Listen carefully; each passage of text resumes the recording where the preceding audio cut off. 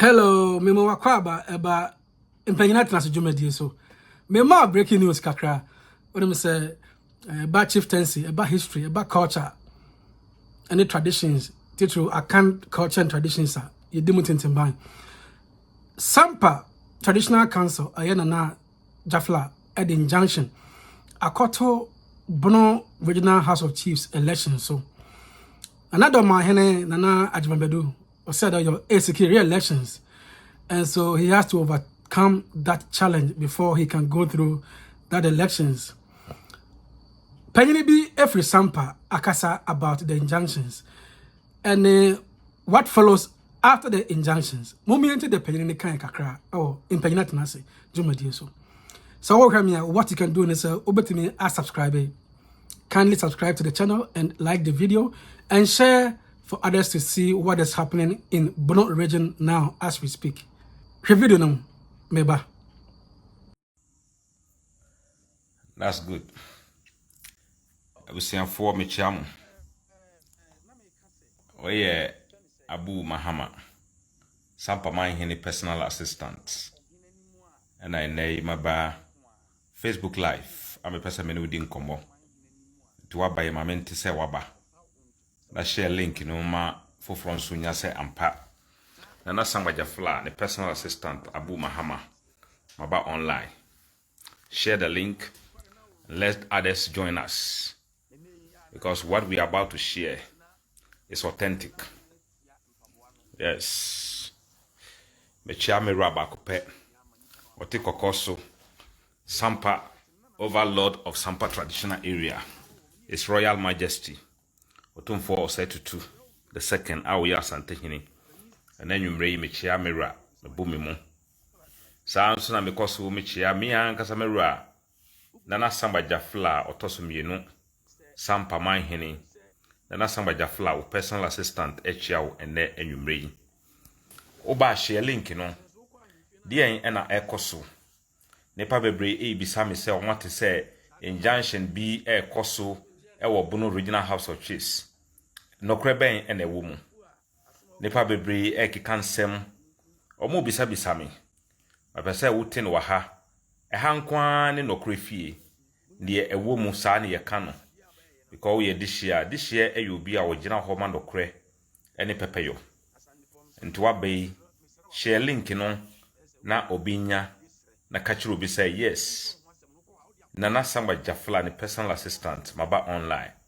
No amuti no. And then the amuti no from mamu say injunction be in the keka hono no krebe ne womu. Eno ena make be kon ho asem enenwumre. Pay Freobi, share the link, tell somebody, catch will be say yes. No crayfee yen trantro. Because yen and Nasamba Jafla, obechichiri Sampa Crudia, and any near bar, yellow moda. The nana nomine Omujana no cresu, and the ditch Sampa Crudia, and no any year babetwasu. The catcher will be send the link to other groups, tell them that yes. Nana samba jafla personal assistant maba. And some form you know me and Sabi and I'm a person who di home komo. Ye babe to aba near ye presidents of Regional House of Chiefs. Near say ye and a musifo our muyenum our marco represent all the Regional House of Chiefs. Dear and a course of Bono Regional House of Chiefs. And I'm mobile and nana samba jafla 2 year.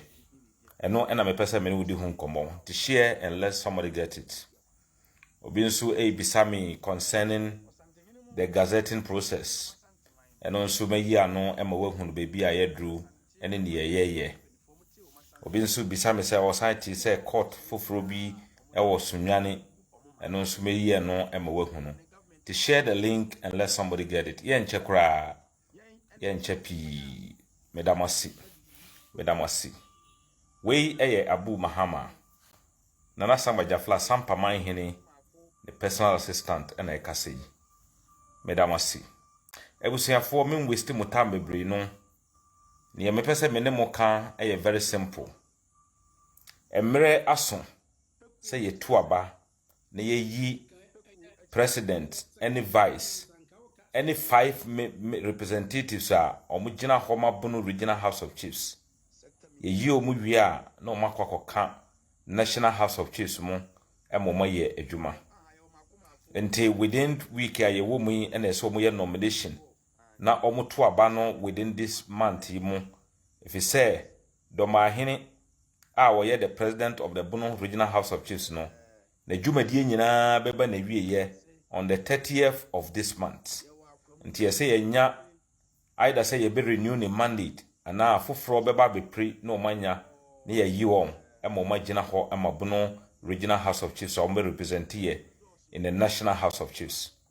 Sa processes no eno ma start na ohwe Sampa Paramount Stool na eka Bono Regional House of Chiefs no ye permanent member ye president ye Sampa Traditional Council Paramount Chief ye Nana Samba Jafla as I say oka ho bi ye tu aba watimi atu bi ye tu aba nso a watimi akopri bi na Dormaahene say wodi Nana Samba Jafla papers ko na ye gazette Nana Samba Jafla no otimi beye bi no Dormaahene etwitwa ne nansi ye nneoma bi se onpeso obeye onpeso odi beko efi se ono no fi se ne ono no pe no ene wo so woye na mra no nso enkasa enti enam se Dormaahene etwitwa ne nansi se onfa Nana Samba Jafla papers ne nko no ama emma kwan emma Nana Samba Jafla enko contesti president ana vice ana se obetu aba ama obi ne se enti no Nana Samba Jafla ehunu se otenase emma sa abato yi ekọ so a na yetia ne fundamental human rights into a man lawyers afali all the processes odi akọ court court nsem no mo no the Bono Regional House of Chiefs, the National House of Chiefs, any electoral commission say court emfa table bi entu onso send ye be ya elections ananke so mu ye no mu yi president any vice any anamusi 4-5 na ese mu yi omu no na entimi nkoso if say ono Nana Samba Jafla ese wotimi gina bi ana ese wotimi tu abama obi no oma ye nneoma bi a entimi ma onya kwan enye sa nneoma ne bi nti kopim say ye be ye na bi bia na watimi atu aba ne bi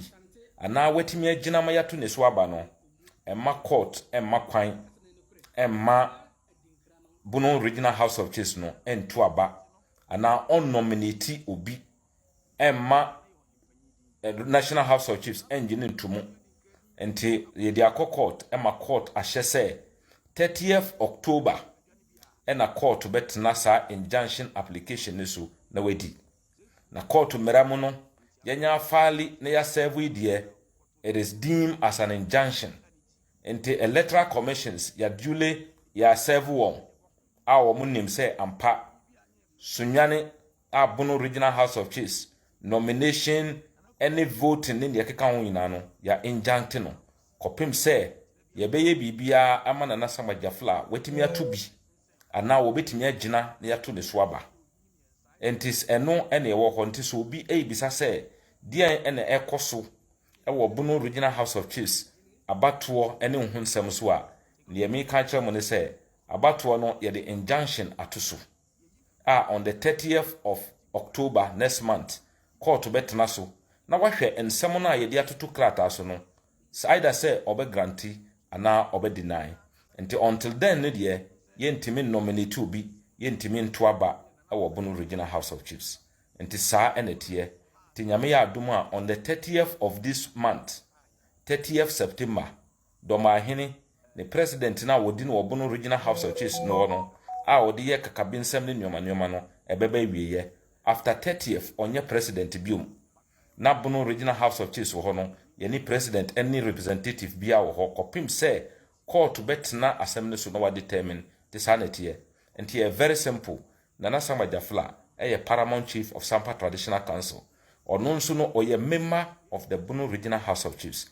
ni nkrata asemo ye say ye diko nanka otimi gina no woto abane bi ana opri position ne bi no Dormaahene efi say or ye threat man enti no onfa people ne nko na ne ope e na ope so ye eno nti na Nana Samajafla ema ne lawyers court a yede injunction to election ne so kopim se yebenya bibia na ono Nana Samajafla betimi contest bi ana obetimi ato aba ne bi no na ya makwan na ya ye enti mo amo bisa no sanete enti ye wo kwan ya court isifo anya ya serve o mawie nti isi ni bia ne ho obeba be contest obeba be conduct election no ewo ho ti sanete enti medamase ni etoso bi no obi nso bisa me se gazette processes no sen na akokodru sen ye meka ye no sese ya no parties ne nyina ya fali echeye na Bono Regional House of Chiefs for no na omomfa omano ye emae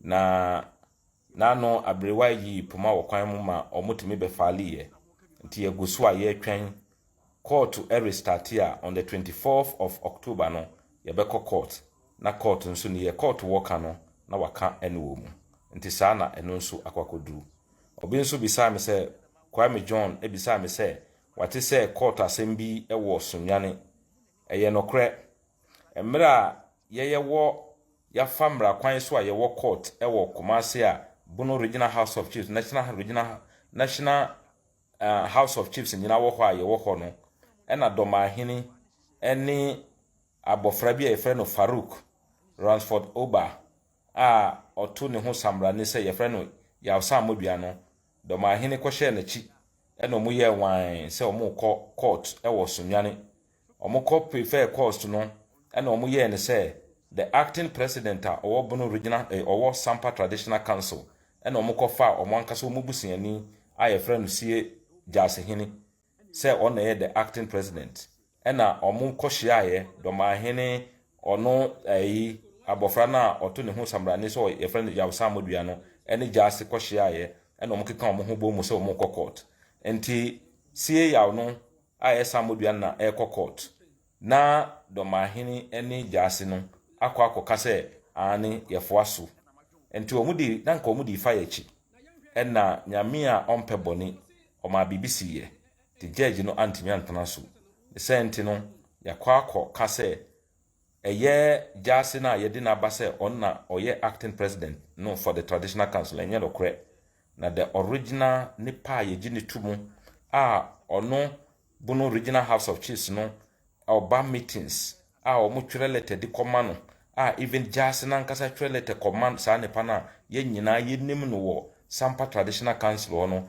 ene Nana Kwadwo Masa otoso mienu a woye Asantehene ema Sampa Traditional Council nti ye twere se court enyi sie Asantehene na Dormaahene ne nkurofo keka omu ho bo mu se ona ye no omu nyine mfiri mu na yemfa Nana Kwadwo Masa otoso mienu a woye Asantehene ema Sampa Traditional Council a ye nyina yenim se ona ye the acting president no na yemfa ne nhye mu na anu ye bia ewo ho bia no na yento aso na yenye and these are the three court cases ewo ho sisia the sedi yende bia na memeka no Bono obia ne mu ni ntokwa bia ye sampafo ye do obi biara na mmom ne ye mpese ye de beye obi no ye mpese wo mu de beye yen ne senti no ye ntimi ma obi enpe onyina ne pese menkomenya so enye nuama bi in the name of the Bono near Dormaahene no is not in the interest of the Bono region. If it is in the interest of the Bono region, the empire no wapre ediaba Bono region obeka se oba ye no we no timi ye monkohwe Bono Regional House of Chiefs dan no aye fin urwa hokura mpo no ofere se obefre ho se Bono Regional House of Chiefs oba ye no timi ye obi a opre bibi ediba Bono Regional House of Chiefs the empire na abetimi aka se papa yi etimi aboa ema ediaba ne pese menkomenya se ne ye be ya ono no beye na se bibi ba na wetimi akogina ono keka ne nsem or done no political win and award year politics. He is not there for the greater good of the people of Bono. Ya besro bibiara boma ye mie ni na ye hunu nuoma na ye hwe nsem no bi wo ho a okana o ye ne ho te se serial caller and o ye nuoma bi na mmom se ne ye be ya obanya some of the support no na o ye ne te se he is fighting for and on behalf of the people of Bono. Enye nokre ne pese menkumenya ne ntia na ompese odi nkurofo bi krata ekọ ne nyina ne se sa nkurofo no qualified and competent omuni ni gina at any time for election biana ometimi abiti no ne sente no such nkrofo no ompese ommeba ho enti ena wo ye sa nneoma no enti besere obi biara se Dormaahene ene ne chronic te se nwunomahene na oben wo ho a ono ne asase etimi kase asase nyina ene dia no such people are just excuse my word, some of them are confidence tricksters. So enti mesre mo se monhwe nneoma na momma ni nadam enka se eye bunu entokwa bi ena woku eye pesemenkumenya ne obenya free emunti na woku enunti na all sibi no kwan those who qualify to contest with him no osi omu kwan se on person beba bunu region ho enunti na ene last week through the lawyers of Nana Samajafla or instruct you omo court say yemfa injunction into election ni so kopim say ne yesefata so woye no omo ye wi a na court ni utabo ni free wa na yahwe na yeto aba eyi omo a ombe truly represent the Bono Regional House of Chiefs na omatime gina ho for the interest of the greater people of all of us enti madam wasi na makoswa ka kire mu say moma yen sorry na yemmo no kra ho ban ade biara a wo ye bia no ese otimi hwe say what is the impact ebenya the effect that it will have on the greater people, not your selfish interest na unya no ntebese obi biara mo mane pa mienu miensa bi ye Dormaahene ne Somahene enyina omo person mekumenya omo tani bibia into politics me omo kasaye omo bibia they want to be seen as fighting for a cause of a political party, but we are not that. Traditional institution and independent institution that fight for the development of each traditional area and the greater people that they control. But they na enkrofo they don't look at that. Monko soma na monko hwe nwunome. Papa yi otimeko brochire ko resist ka se oba beti school no ewo hefa. Oba no we diska no. These are the people. Enti mesremo emma obi enye te se Bono eni Asante ana Bono ni nkrofo bi ewo ntokwa obi biara eni ntokwa na no mo amohono ye ne ye course wo Cape Coast.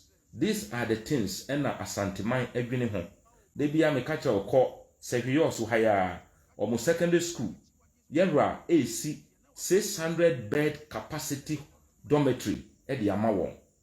These are the things we are thinking about. Oko ogua oko dominate ye for scholarship to be established. Oko establish that. These are the things, life-changing things, and all being home. And yen toka be a perceived and toka be a selfish person be or person wo ye bibi na ebwa or nankasano obeye. That is not what Asantehene is thinking about. Let's remember. Ma obi and Adam history ni de bi ame meka say the history of Asantehene is intact. No matter what, omo shenechi yes will not be able to change it because the history of Asantehene was made against those who were capable of writing. Until the Asantehene history is clearly written down and documented. So na no me hwehwe mu ameko hunu letter ba ko bi a PNDC mreso ye twere edibra Asantehene o hwe sa letter na he was begging Otumfuo then to allow some of the stool to be elevated. So we need to nkasa krata no nko betwe dia breno. And it is something that is there and it's something that is factual. And mumma munya ni pa mienu miensa bi emo munye pesemenkumenya enye nioma bi no munya politicians bi mo mun show machi emo munye. Asantehene was established before political parties came into existence. That is a fact. Yemike enye ntro. Politics ebetu Asantehene. And the politics cannot destroy Asantehene. And mo amoshe Dormaahene chi ana wono ankasa ne selfish yi bi no wo ye nneoma bi a let's take it and know say we have a nation to govern. Wo man a ese itime chichire eye nneoma a ebetime aboateman mufo na enye history bi a ya make to ho no na ende no wo pese wo be ye bibi se ne be ya wo fi se wo nananom de ebeba be ye kesi asin tamu ana binum kono na hefa na wo. Asantehene history has been made already. And there is nothing to fight for again. Enti mesremo emo bi ndada mo enye mo so yafa guy ba ko bi na no ofre me a o se momo wo Bono region ena mama Asante afa mo nkoa ena me say look It's lack of, that is why our Bible can say, Nimdia menkurufu nimintino. That is the lack of wisdom my peoples are perishing. When you come to Asantehene, Maminka bibinchireo. A year ensun da emma otumfo nkase sampafo mumfase kase emrem munsase amuton ye mumfase kan bi mremi. It's not done anywhere. Ono ankasa na hwe say development things bi ba tables na wacheche bia koma ye nkwada ye pe bibia na ode ye koma ye tamu amaminka bibinchire mo de tamu na ye ti ye omu Sampa district no the German North district ye chemu bi no nanka ye ba Sampa no the Bono for ya sorry tia yen said they shouldn't bring it there. It was true Otumfo who intervened and said that no, Mumfa district ni mawo, na Mumfa capital nko Sampa. So and these are the things. And now we are in Bono region and we've made Asantes to take us as captive. Now is sebi. You are not making good use of Nyansana Nyami Edima. You are not making good use of it. So Ukai sa letter ya mika ho asema Ibrahim Mahama etwere ye Idrusu Mahama etwere ye PNDC term edibre atomfo okaye or see some of these things that we are doing will not take the traditional allegiance to the golden stool and it is still there. So mesremo, don't let us use emotions. Don't let us use emotions. So that the moment we use too much emotion, it will cluster our mind and yentimi use ya dwene no biom. Temesremo. Asantehene was Asantehene before the formation of the nation called Ghana. Na omai na ye freno Asantehene no na etiasi. It was in existence before omai bia ye freno Ghana ye be for me. And this is a fact. Obi abetimi argue, but the relevant available documented evidence I want to chere say Asantehene eye omai ansa na omai Ghana eba. And that is a fact. Timesremo. Politicians are more hiding behind the scene. Now mo feel say you get something out of it. Now mo use Dormaahene and sampahene no emwamo because nothing will change. Nothing will change. Me nana ne kan bibi chere me. O say enye achinjedie ene mai nokre eye nokre. Say utie ne me kan o say enye achinjedie ene ma nokre eye nokre. Na nokre de eye nokre dada. Wa chinjedie na awudi no ene chere tamu a ebeteki ema wa hunu nokre no. Tini emu ye nyina no munim na mmom am se ahoye abi ene wo mumu bebre mu se enye mu na eye Asante. Mesremo ye nana no mo chichire ye ebedru ne no mo ma ye nsua na ye hunu abakosem emfa ho ne bebi a wo free sua abakosem mene owura abako bi me da sepa uye one of the NDC gurus me mo wo din wo frɛ me enkoma wo ne me di ye no wo ya ade pa o ka ye you are not even part of Asante kingdom but wo ka kire me say o say the Asante kingdom is a kingdom that was well established and that nothing can be done to destroy it. That is what you told me and I believe in it.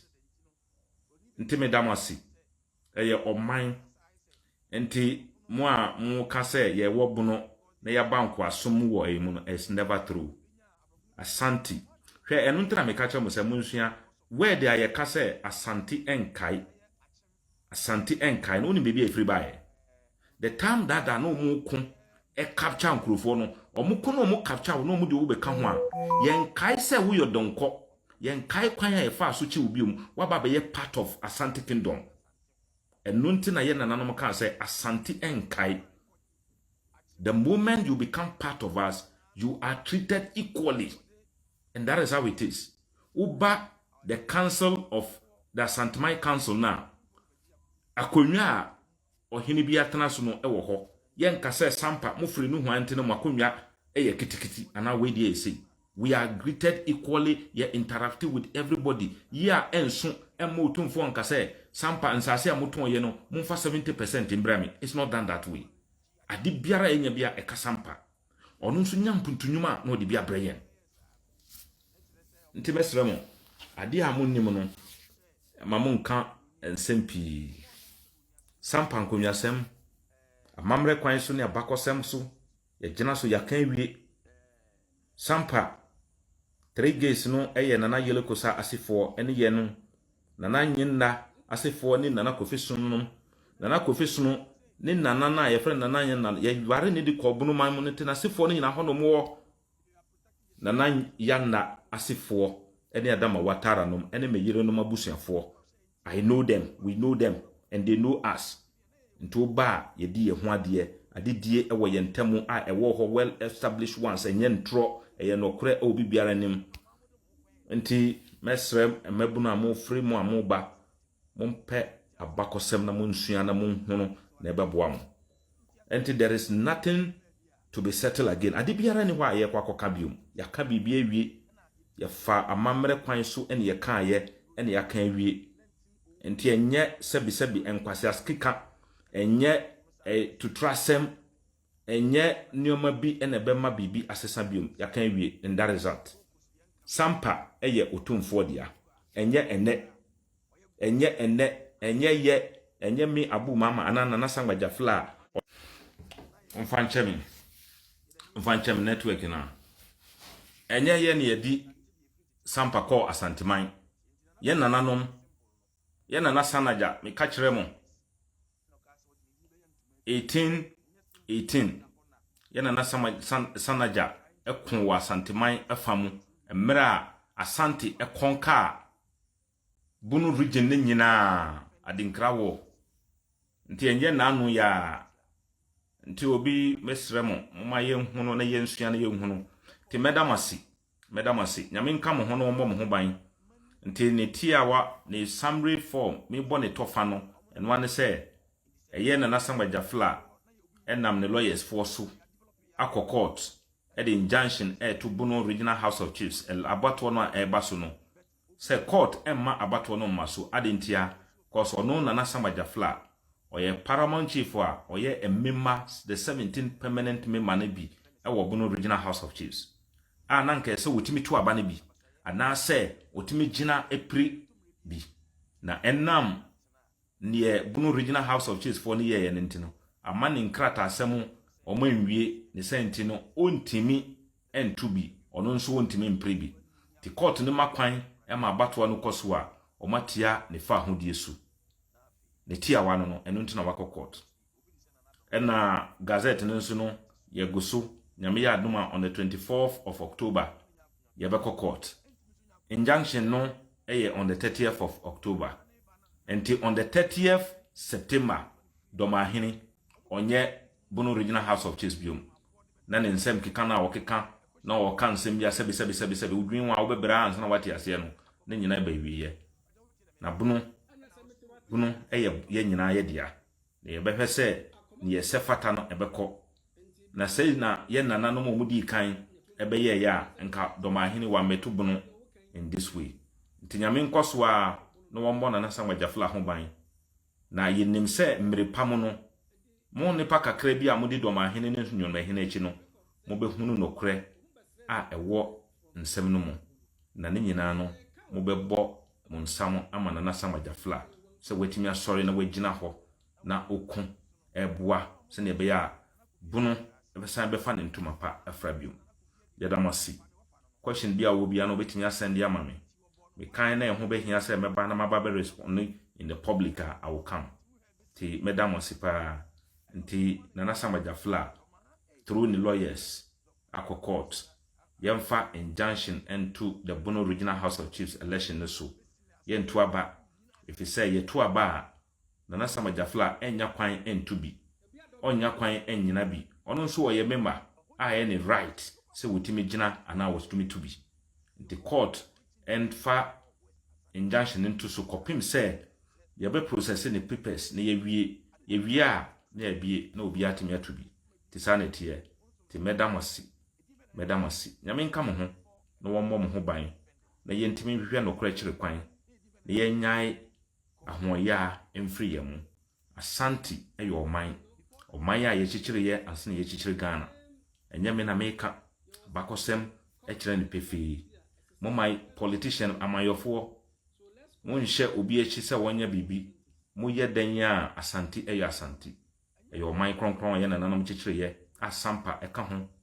Sampa eye otumfo dia enye obi biara dia eye otumfo na sase no no. Ti medam wasi obetimia atena ukona besu aye ne obeye bia nansu untime nsesa bibia da eye oman kronkron a Sampa eka ho. Se wiase ba na wieye na wiase foforo ba biomu a Sampa be kosoa eye Asantehene dia. Sanete hwi ensesa. Brantehene media medasi. Na menka wo ho se wabaha na ubababo ya chidon. Na menka wo ho. Ti medam wasipa meja mo ha mrepa mo a yebesen atoaso biom. Bye bye.